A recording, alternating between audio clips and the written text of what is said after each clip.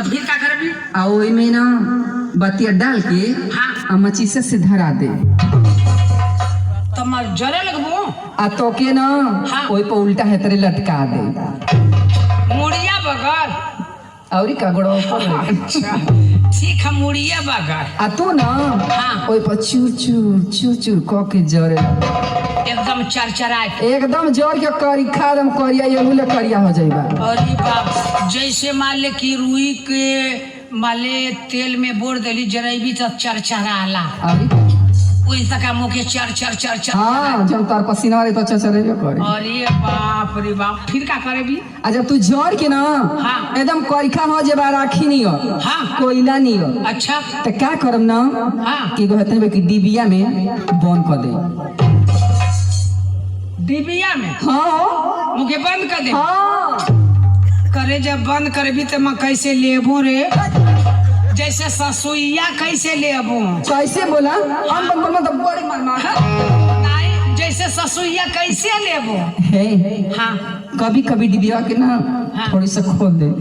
अच्छा तनी सा खोल दे। हाँ। तब तो मैं ले ही लेबो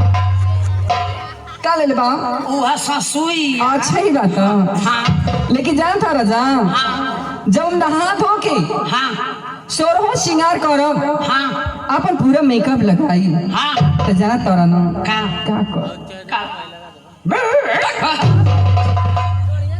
खाली कुत्ता बोलती हाँ का करबी कुकुरा काट ले जब सोरहो श्रृंगार करके अब तैयार हो ना हाँ तो डिबिया के थोड़ी सा खोल दे आय हाय और ओई में से निकाल के ना हाँ। तो के हाँ अपने अखिया में डाल दे अच्छा तमो के अखिया में डाल हाँ गाजर बनाई के एकदम से तम तोरे पुतरिया पे से टुकुर टुकुर तकाबो हे का तू तमो के इतना निक लगत हियई हाँ अरे इतना निक लगत हियई ना कितना हो अरे मका बताऊं ए इतना निक लगत हे हियई राजा का रे तू ही खाली निकलत है अरे कि हाउ कैमरा वाला भैया भी अरे बहुत जाने के निक लगत अरे हियई कैमरा वाला से पूछा ना तू नौ के निकलत है कि ना तो नहल लोग के इतना निक लगत हियई ना कि नहल लोग के पास जगह ही है ना कि कहाँ डाल लो देख का ता मुके इतना निक लगत हियई कितना हो कि राजा मन करत ना हाँ कि तोके पटाख के अरे तोके पटाख के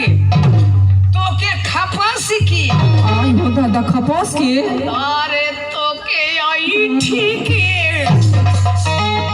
तोके पाई ठीक अरे बाप हो बाप तोके लीड़ोरी के हम के हाँ तोके बाटोरी अरे के बाप हो बाप तो इतना निक लगत है आना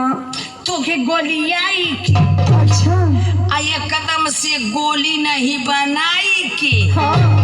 एकदम एते मुटका बनाई के अच्छा हे तारे घुमाई के क्या करबा मन करत है में डाली ए